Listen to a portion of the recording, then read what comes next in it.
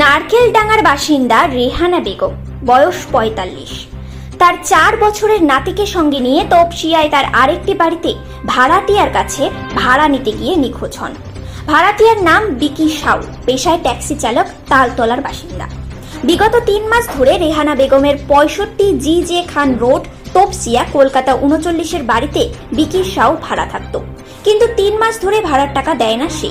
গতকাল রেহানা বেগম তার নাতিকে নিয়ে ভাড়া নিতে যান। তারপর থেকেই নিখোঁজ রেহানা ও তার ৪ বছরের নাতি। এরপর পুলিশের থেকে খবর পান তারা।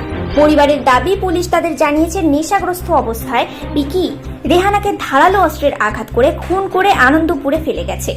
পুলিশ সূত্রে খবর, তার ৪ বছরের নাতি গাড়ির ভেতর চিৎকার করছিল বলে বিকি সেই শিশুকে রাস্তায় ছুঁড়ে ফেলে দেয়। পুলিশ এখন ভিকিকে জিজ্ঞাসাবাদ করে রেহানার ৪ বছরের নাতির খোঁজ পেতে চাইছে।